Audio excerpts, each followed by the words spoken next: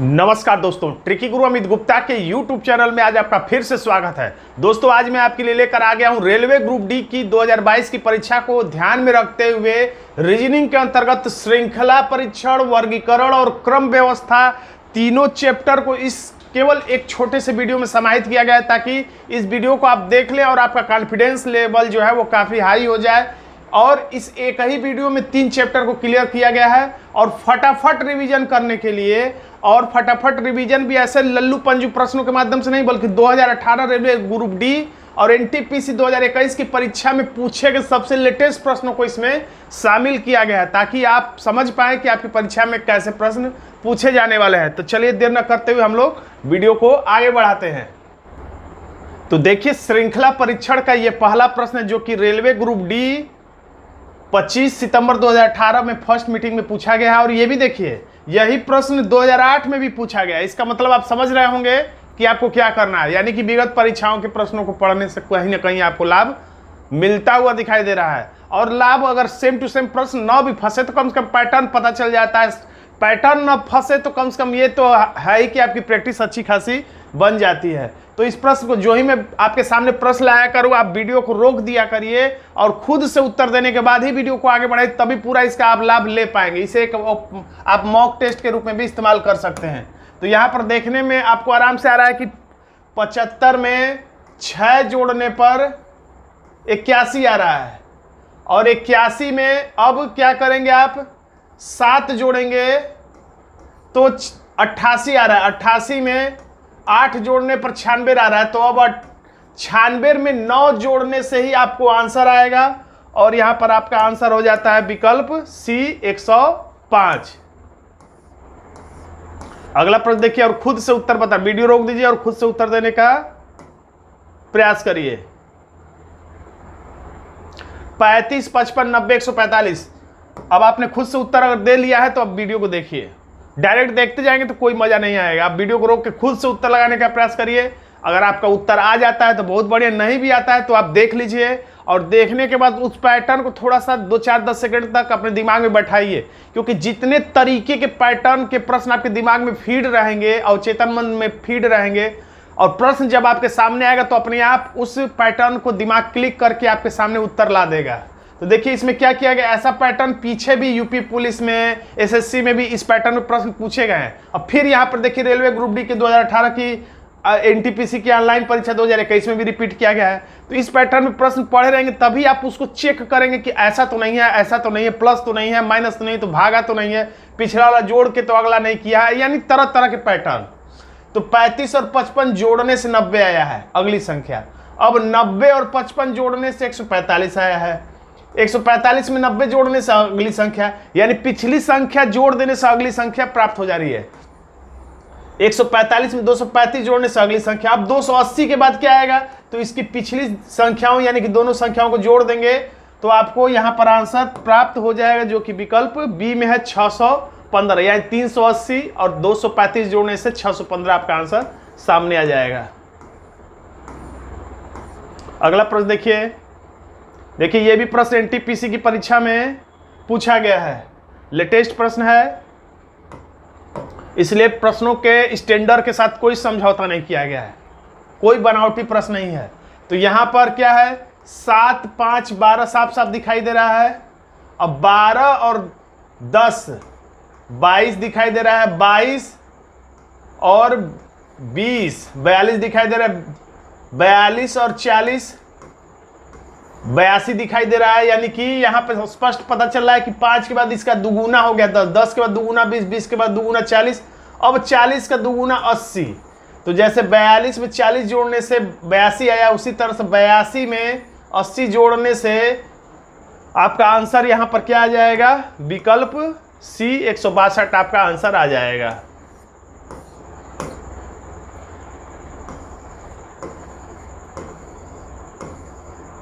देखिए अगला प्रश्न है जो कि आरआरबी रेलवे ग्रुप डी की परीक्षा में पूछा गया है। प्रश्न को देखिए, वीडियो रोक दीजिए, अब खुद से उत्तर दीजिए, उसके बाद वीडियो आगे बढ़ाइए। तो चलिए देखते हैं इस प्रश्न को कैसे हल किया गया। तो बिल्कुल आसान है, बस पकड़ में आने की देर है। तो 343 है तो एक छोड़ के इसमें क्या कर दिया गया, 443 लिख दिया गया, यानी कि प्लस 100 कर दिया गया है। फिर इसको अगर देखा जाए 383 है तो एक छोड़ के 483 कर दिया गया है, यानी +100 किया गया है, यानी एक छोड़ के प्लस किया जा रहा है। तो हो सकता है इसको भी एक छोड़ के यहां किया जाए।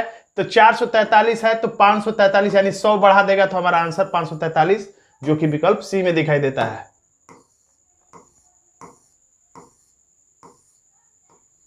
अगला प्रश्न देखिए, आरआरसी 2011 की परीक्षा में पूछा गया है, तो ध्यान से देखिए इस प्रश्न को। तो देखिए यहाँ पे मोटा मोटी अगर बात की जाए, ज्यादा ना बात करते हुए, तो 4 है, फिर उसका दुगुना 8, फिर उसका दुगुना 16, उसका दुगुना 32, और 32 का दुगुना 64, और 64 का दुगुना क्या होगा, 128 होगा। लेकिन कौन सा 128, +128 की -128? तो यहाँ पे प्लस है, माइनस है, प्लस है, माइनस है, प्लस है, अब नंबर है माइनस का, हमारा आंसर हो जाएगा विकल्प बी।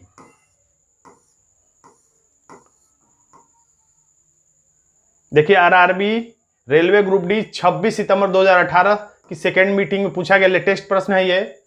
इसको फिर से आप वीडियो रोक के खुद से उत्तर देने का प्रयास करिए।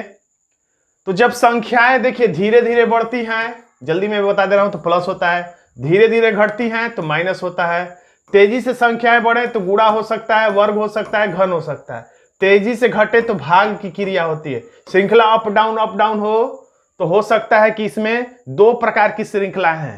तो यहां पर श्रृंखला 2 से सीधे 18 से 162 हुआ है, तो या तो गुणा होगा, वर्ग होगा, या घन हो सकता है। तो हमेशा यही सोचना रहता है कि पिछले वाले में क्या करें कि अगला वाला अंक प्राप्त हो जाए। तो पिछले वाले अंक में हम लोग गुणे 9 करें तो 18 प्राप्त हो जाएगा। तो ये भी पता करना होता है कि पिछले में क्या करें कि अगला आ जाए आंसर, और उसके बाद वही क्रिया आगे तक जब जारी रहेगा तब हम लोग समझेंगे कि हमने जो पैटर्न पकड़ा है वो सही है। तो 18 9 162 भी सही है, यानी 162 में अब 9 का गुणा करके आप देख लीजिए तो आपको आंसर मिल जाएगा 1458, यानी कि गुणे 9 किया जा रहा है। अब देखिए अगला है टॉपिक इसमें। अब देखिए ये प्रश्न कंफ्यूजन वाला था, आरआरबी ग्रुप डी में 2011 की परीक्षा में पूछा हुआ, शेर, बाघ, चीता, इन तीनों शब्दों में कौन सा आम गुण है, यानी तीनों शब्दों में क्या है, कैसी क्वालिटी है जो तीनों में है। तो यहां पर मोटा मोटी हम लोग कह सकते हैं कि तीनों में क्या क्वालिटी है जो समान है, तो वो क्वालिटी है ये कि ये तीनों के तीनों क्या हैं, तो मांसाहारी हैं।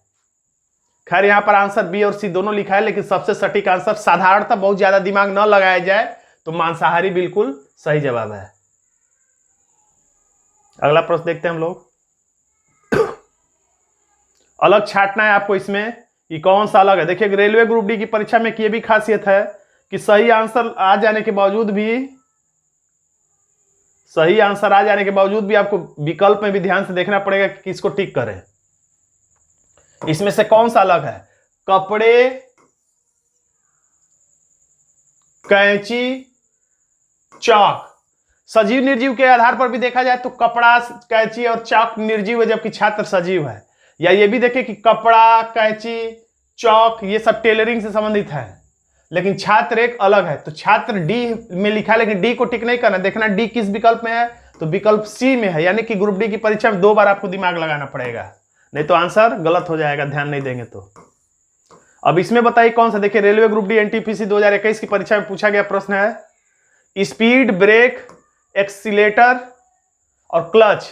तो देखिए क्या इसकी व्याख्या है, तो एक्सीलेटर का जो सामान होता है, एक्सीलेटर भी बाइक में या किसी चीज में एक्सीलेटर होता है, ब्रेक होता है, क्लच होता है, उसके दुकान में मिल जाएगा, लेकिन स्पीड नहीं मिलेगा, गति नहीं, स्पीड नहीं मिलेगा।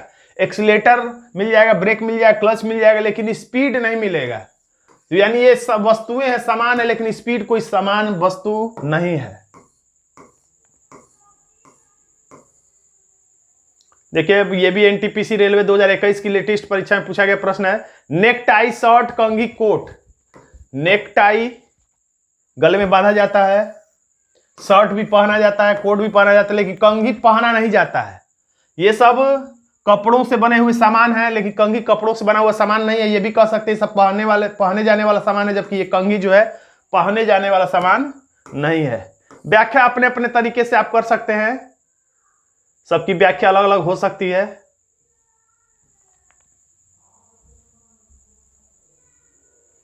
देखिए अगला प्रश्न, बिल्ली, कुत्ता, बाज, बंदर कौन सा अलग है? तो बिल्ली जानवर है, कुत्ता भी जानवर है, बंदर भी जानवर, लेकिन बाज जो है वो एक पक्षी है, तो इसलिए हमारा आंसर हो जाता है विकल्प बी। बस्टर्ड, हिरण, भालू, चीता, जब हर शब्द की जानकारी होगी जो भी इसमें लिखा तभी आप आंसर बता पाएंगे। तो वैसे भालू जानवर है ही, हिरण भी जानवर, चीता भी जानवर, बस्टर्ड जो है ये भी एक पक्षी है, भले ही नहीं उड़ पाता है, भारी भरकम पक्षी है, लेकिन कुल मिला के ये पक्षी है। देखिए अब इसमें एनटीपीसी में पूछा गया 2021 की परीक्षा में, कोई कठिन प्रश्न नहीं, एनटीपीसी में अलग छाटने वाले से पूछ रहा है। शब्दकोश, डिक्शनरी, भगवत गीता, कुरान, बाइबिल, तो ये सब धार्मिक ग्रंथ है। कुरान बाइबिल भी धार्मिक ग्रंथ है, भगवत गीता भी, लेकिन शब्दकोश डिक्शनरी धार्मिक ग्रंथ नहीं है, तो यही हमारा आंसर है। क्रिप्टान, आर्गन, नियान, प्लेटिनम, तो देखिए ये सब क्या है?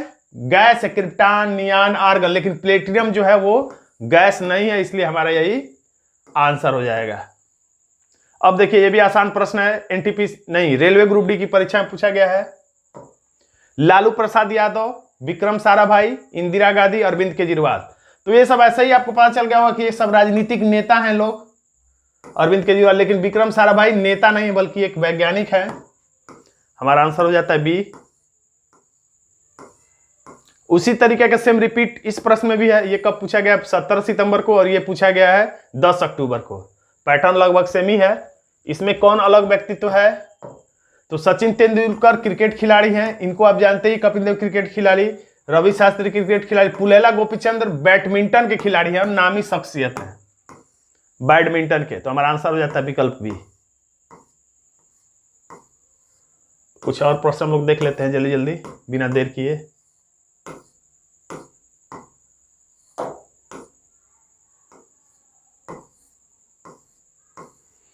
प्रश्नों की कमी ना हो पाए आपको रिवीजन के लिए।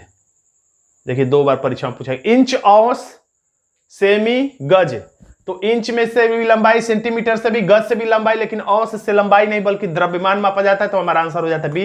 इसमें आपको विज्ञान की जानकारी चाहिए, कुछ ना कुछ अलग छांटने वाले में विज्ञान की, जीके की, हिंदी की जानकारी चाहिए, यानी रीजनिंग की जानकारी के साथ साथ अन्य जानकारी रहेगी, तभी आपका प्रश्न सही होगा। देखिए ये पैटर्न लेटेस्ट परीक्षा का है कि विकल्प देना, विकल्प के बाद फिर विकल्प देना।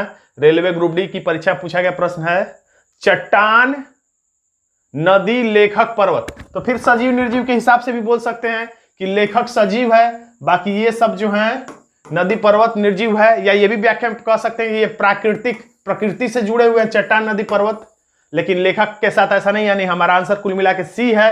लेकिन सी को टिक कर देंगे तो आपका आंसर गलत हो जाएगा। आपको टिक करना है सी का मतलब विकल्प ए को टिक करना है आपको, आंसर हो जाएगा विकल्प ऑप्शन ए।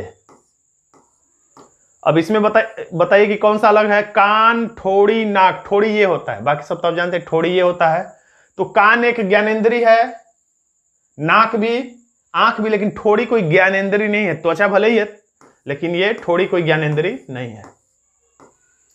अब ये भी थोड़ा सा कंफ्यूजन वाला प्रश्न है, कुछ लोग इसका आंसर गलत दे सकते हैं, ध्यान से देखिए और वीडियो रोक के खुद से पहले उत्तर दीजिए तब वीडियो आगे देखिएगा। देखिए रेलवे ग्रुप डी में पूछा गया लेटेस्ट प्रश्न है ये।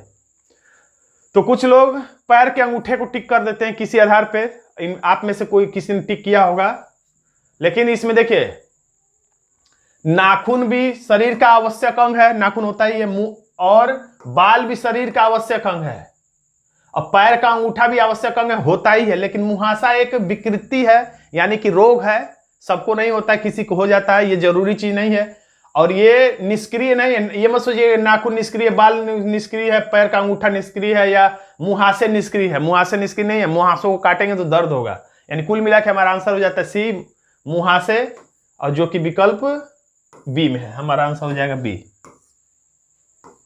देखिए विकल्प में यहां पे लिखा हुआ है जहां मुंह त्वचा संबंधी विकृति है। मोटरसाइकिल, कार, बस, परिवहन, तो देखिए ये हेडिंग विधि हम इसमें कह सकते हैं। हेडिंग विधि का मतलब आपको मैंने कई बार बताया है, हेडिंग विधि का मतलब परिवहन, इसमें हेडिंग है, इसमें लिखा जा सकता है कार, मोटरसाइकिल, बस, तो जब ऐसा लग जैसे जानवर हेडिंग है, इसमें कुत्ते, बिल्ली, बंदर, ये सब कुछ लिखा जा सकता है। सब्जी हेडिंग है, इसमें भिंडी, लौकी, लतरा कुछ भी लिखा जा सकता है। तो जब हेडिंग भी दी रहा है तो उस हेडिंग को ही टिक करना रहता है, वही अलग रहता है, क्योंकि उसी में सारे समाहित हैं। यानी हमारा आंसर हो जाएगा विकल्प डी।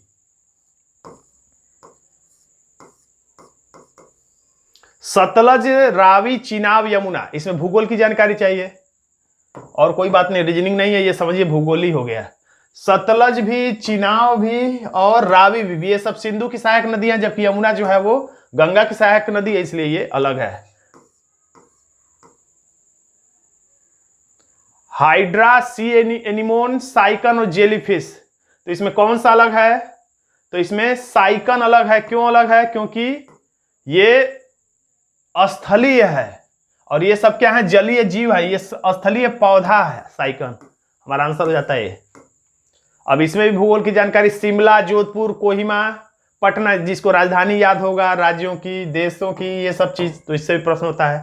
शिमला, जोधपुर, कोहिमा, शिमला भी राजधानी है, कोहिमा भी राजधानी है, पटना भी राजधानी, लेकिन जोधपुर किसी राज्य की राजधानी नहीं, यानी राजस्थान की राजधानी जोधपुर नहीं है। हमारा आंसर हो जाता है बी। भारत, पाकिस्तान, भूटान, देखिए जैसे वो राज्य की जानकारी, इसमें देशों की जानकारी। भारत भी देश है, भूटान भी देश है, पाकिस्तान भी देश है, लेकिन काठमांडू कोई देश नहीं, बल्कि ये नेपाल की राजधानी है, देश का नाम नहीं, इसलिए हमारा आंसर हो जाता है विकल्प डी। अप्रैल, जून, सितंबर, अब इसमें रीजनिंग की तो जानकारी है, लेकिन अलग छांटने वाले की जानकारी नहीं, वर्गीकरण की जानकारी नहीं, क्लासिफिकेशन की जानकारी नहीं, बल्कि कैलेंडर की जानकारी। तो अप्रैल होता है 30 का महीना, अगस्त होता है 31 का महीना, और जून होता है 30 का महीना, सितंबर होता है 30 का महीना, यानी हमारा आंसर हो जाता है सी, क्योंकि बाकी सब 30 के महीने हैं और ये 31 का महीना, इसीलिए यही अलग है। अब इसको भी देख के आप उत्तर आराम से बता सकते हैं। पिस्तौल, तलवार, गन, राइफल, तो तलवार से आपको किसी के ऊपर हमला करना है तो उसके पास में जाना पड़ेगा, लेकिन पिस्तौल से, गन से, बंदूक से और राइफल से दूर से ही हमला किया जा सकता है। इस तरह से अस्त्र और शस्त्र वाला यहां पर अंतर है। आंसर हो गया बी। अब देख लेते हैं तीसरा, क्रम व्यवस्था। 3 चैप्टर हम लोग लेकर आए थे, तो इसमें है तीसरा और अंतिम, क्रम व्यवस्था। इसके प्रश्नों को भी हम लोग सॉल्व करते हैं। देखिए RRB group D, railway group D की परीक्षा में पूछा गया प्रश्न है। देखिए इसमें क्या कर, आराम से समझिए। उपयुक्त श्रृंखला के अक्षरों के स्थान उल्टे कर देने पर, यानी इसको पूरा ऐसे उल्टा कर दिया जाए, यानी कि जेड जो है इधर चला है, जेड के बाद वाई और ऐसे ही सब कुछ, और इधर बी और लास्ट में इधर ए चला है, यानी इस तरीके से हो जाए, तब क्या करना है? तो बाएं से 18वें के दाएं 6वां। तो ऐसे प्रश्नों को सॉल्व करने के लिए जो लोग जानते होंगे या मेरे वीडियो रेगुलर देखते होंगे उनको पता होगा, मैंने बताया था जब एक ही दिशा रहे, यानी कि दाएं इधर भी लिखा रहे और दाएं इधर भी लिखा रहे, या बाएं इधर भी लिखा रहे और बाएं इधर भी लिखा रहे, यानी कि दोनों तरफ जब एक ही दिशा रहे तो क्या करते हैं? माइनस करते हैं। और दोनों तरफ अलग अलग दिशा रहे, चाहे इधर बाएं रहे और इधर हो जाए दाएं, या इधर रहे दाएं और इधर हो जाए बाएं, यानी अलग अलग दिशा रहे तो क्या करते हैं? प्लस करते हैं। यानी एक ही दिशा रहे तो माइनस करते हैं, यानी कि बाएं बाएं या दाएं दाएं रहे तो माइनस करते हैं। अलग अलग दिशा रहे, यानी पहले बाएं फिर दाएं या पहले दाएं फिर बाएं, यानी अलग अलग दिशा रहे तो प्लस करते हैं, जोड़ देते हैं। तो यहां पर है बाएं और यहां पर है दाएं, तो यानी दोनों संख्याओं को जोड़ देंगे, 18 को, यानी हमारा हो जाएगा 24।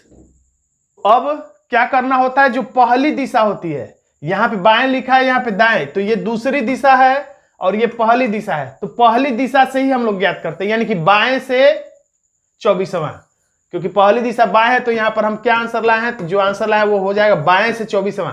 तो उल्टा करने के लिए बोला, तो उल्टा जब किया है तो इधर बाएं के मतलब बाएं हाथ ये है, तो इधर से हम लोग चलेंगे, यानी कि जेड की तरफ से चलना है, तो या तो उसको पूरा उल्टा लिख दीजिए और जेड की तरफ से 24वां गिन के बता दीजिए, लेकिन हम चाहते नहीं कि फिर से लिखना पड़े, तो हमें ये बस पता है कि जेड की तरफ से गिनना है, तो हम लोग इसी पर 24वां गिन देंगे, बस बाएं के बदले दाएं से गिन देंगे। 1 2 3 4 5 6 7 8 9 10 11 12 13 14 15 16 17 18 19 20 21 22 23, 24वां सी हो जाएगा, जो कि विकल्प डी में है। हमारा आंसर हो जाता है विकल्प डी। वैसे गिनने की जरूरत नहीं थी, इसके लिए भी ट्रिक है, लेकिन यहां पर मैं ज्यादा विस्तार से नहीं बता सकता हूं क्योंकि वीडियो काफी लंबा हो जाएगा। चलिए अगला प्रश्न, वीडियो को रोक के खुद से उत्तर देने का प्रयास करिए। देखिए सब लेटेस्ट परीक्षाओं के प्रश्न हैं। आरआरबी ग्रुप डी 10 दिसंबर 2018। अब इसमें कुछ उल्टा नहीं करना है। कह रहा है कि देखिए वीडियो को रोक के अब देखिए, अब आगे जो लोग प्रश्न दे चुके हैं अब आगे वीडियो को देखिए। दाएं से 8वां के बाईं और 5वां, देखिए इधर दाएं लिखा है इधर बाएं लिखा है, अलग अलग दिशा रहे तो क्या करना रहता है, जोड़ देना रहता है। तो यहां 8 और 5 को जोड़ देंगे तो यहां पर हो जाएगा 13। तो 13 हो जाएगा। तो किधर से, बाएं से कि दाएं से? तो मैंने बताया था पहले दिशा से ही, जो पहला दिशा है उधर ही से हमें ज्ञात करना होता है। तो पहली दिशा लिखा है दाएं से, तो हमारा आंसर आ गया दाएं से। अब चौथा तो दाएं से 13वां। तो अब दाएं से 13वां, तो दायां हाथ कौन सा है, ये बायां हाथ, ये दायां हाथ। तो दाएं से 13वां हम लोग गिन देंगे 1 2 3 4 5 6 7 8 9 10 11 12। 13वां अक्षर क्या है, ओ है, जो कि विकल्प सी में है। हमारा आंसर आराम से मिल जाएगा सी। अब देखिए अगर आपको ट्रिक नहीं भी पता है कि दाएं बाएं होता है तो जोड़ते हैं कि घटाते हैं, तो ठीक है कोई बात नहीं, उसके लिए ट्रिक भी देख लीजिए। बस जैसे जैसे लिखा है वैसे ही करते जाइए। दाएं से 8वां लिखा है तो ऐसे हैं आप प्रश्न सॉल्व करते समय, तो दाएं हाथ कौन सा है, तो ये वाला है। तो दाएं से 8वां, तो इधर से गिनिए 1 2 3 4 5 6 7 8वां ये अक्षर है। और जिस अक्षर की बात करें उस अक्षर को छोड़कर गिना करिए। अब ये 8वां अक्षर है के बाईं और 5वां, तो बायां हाथ कौन है, इधर है बायां हाथ। तो के बाईं ओर यानी इस मूल अक्षर को छोड़कर गिनिएगा। चौथा तो 5वां, तो 1 2 3 4 5वां अक्षर वो आ गया। अब इसमें प्लस जोड़ना है कि घटाना है, ये सब लफड़ा नहीं, बस जैसे जैसे करा है वैसे वैसे करते जाना है। तो दोनों ही तरीके से मैं बता रहा हूं ताकि आपको कोई दिक्कत ना होने पाए।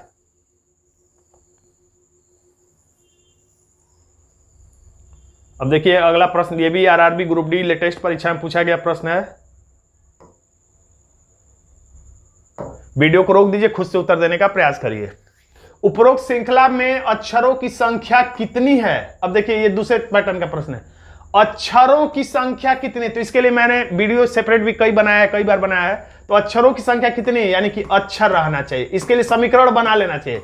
अक्षरों की संख्या कितनी है, यानी ये पूछ रहा है। हाँ, जिनके पहले यानी इनके जिनके पहले चिन्ह, यानी कोई यहां पर क्या होना चाहिए, चिन्ह होना चाहिए, चिन्ह हो और बाद में अक्षर आता हो। पहले क्या हो, चिन्ह हो और बाद में क्या हो, यानी इसके बाद में क्या हो, पहले चिन्ह हो और बाद में क्या हो, तो फिर अक्षर हो। ऐसे कितने अक्षर हैं जिसके पहले चिन्ह रहे और बाद में अक्षर है, तो ऐसा कितना है गिन के हमें बताना है। तो अब जहां जहां अक्षर होगा, जहां जहां अक्षर होगा वहां हम लोग रुकेंगे और चेक करेंगे कि क्या उसके पहले चिन्ह है और उसके पहले अक्षर भी है, तब वो एक समीकरण बन जाएगा, एक हमारा काम हो जाएगा। तो यहां पर अक्षर है लेकिन इसके पहले देखिए अक्षर से पहले चिन्ह चाहिए, तो अक्षर से पहले ये चिन्ह नहीं है, ये तो अंक है। चलिए अब कहां पे अक्षर है, तो यहां पर है। तो अक्षर से पहले चिन्ह चाहिए, तो ये तो अंक है, ये भी नहीं बना।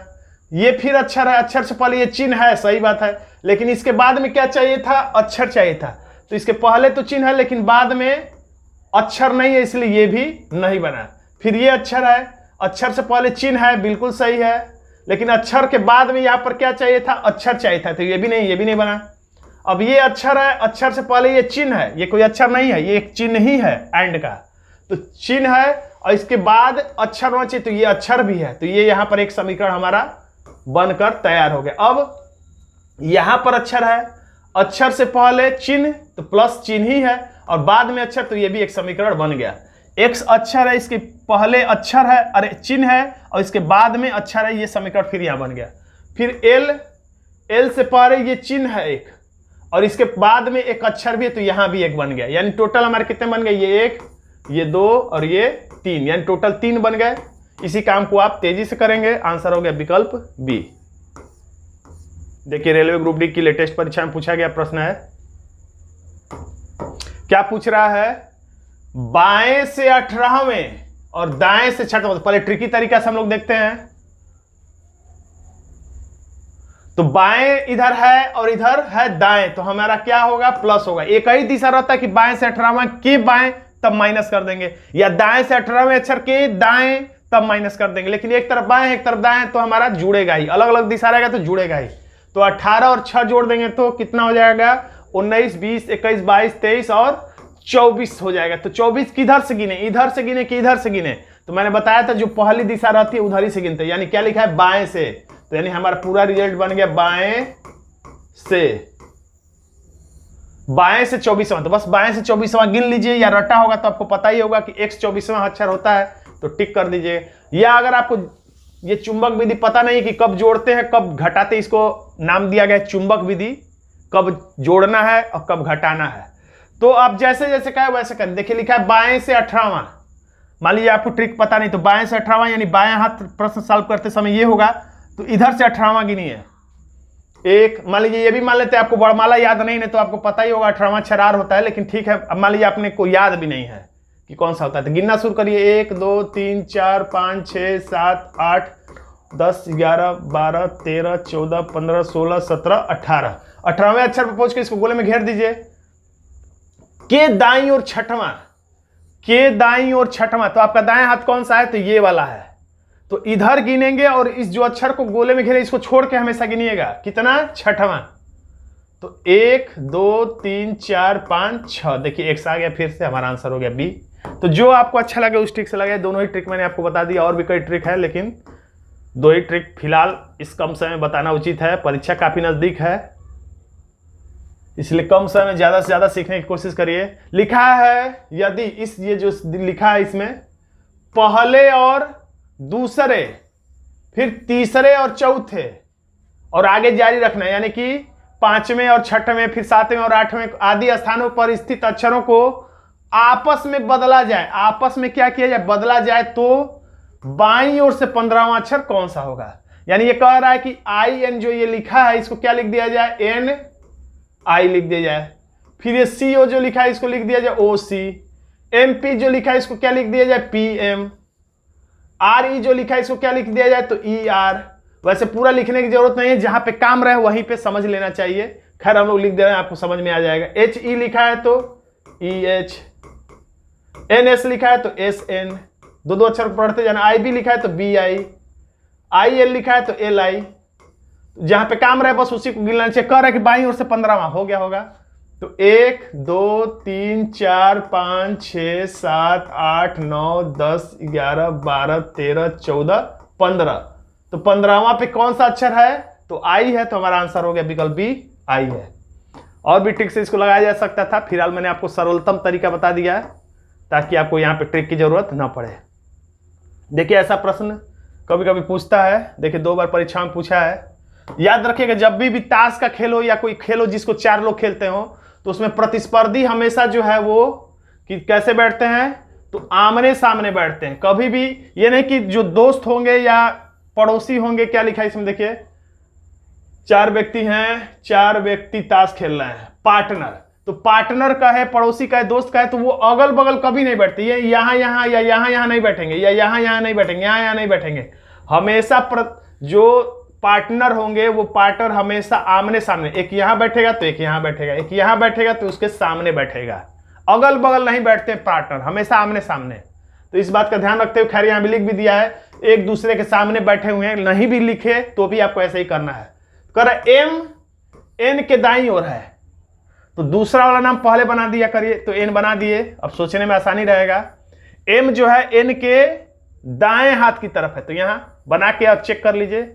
एम जो है एन के दाएं हाथ की तरफ है, अपने से चेक कर लीजिए केंद्र की तरफ चेहरा करके। अब कह रहा है पी जो है ओ के बाईं ओर है, पी जो है ओ बना दीजिए, ऐसे करके चेक कर लीजिए। इधर केंद्र की तरफ चेहरा करके सोचिए, पी जो है लिखा है पी ओ के बाएं हाथ की तरफ है। बाएं ओर का मतलब बाएं हाथ की तरफ। पी जो है ये वाला पी ओ के बाएं हाथ की तरफ है, तो सेट हो गया।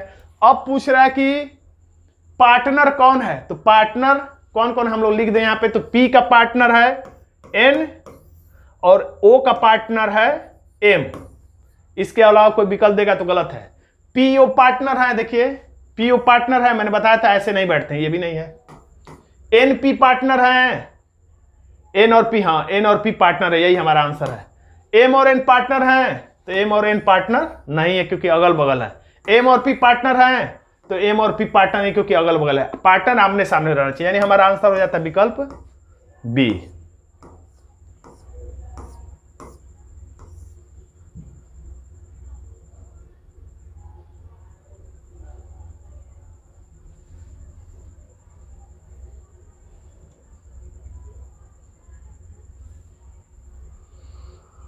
दोस्तों अगर आप यूपी पुलिस की तैयारी करना चाहते हैं तो यूपी पुलिस के लिए रीजनिंग के लिए एक टारगेट बैच शुरू किया गया है। इसके बारे में विस्तृत आपको जानकारी चाहिए तो इस व्हाट्सएप नंबर पर देखिए यहां लिखा भी हुआ है यूपीपी 2022 लिख के आप इस व्हाट्सएप नंबर पर सेंड कर देंगे तो यूपी पुलिस के रीजनिंग के टारगेट बैच के लिए, पेड टारगेट बैच के लिए आपको जो भी जानकारी होगी यहां पर आपको प्राप्त हो जाएगी। तो दोस्तों आज का वीडियो आपको कैसा लगा कमेंट बॉक्स में जरूर लिखिएगा। वीडियो अच्छा लगा तो वीडियो को लाइक कर दीजिएगा, इसे अपने दोस्तों में शेयर कर दीजिएगा। चैनल पर नए तो चैनल को सब्सक्राइब जरूर कर लीजिएगा। धन्यवाद दोस्तों।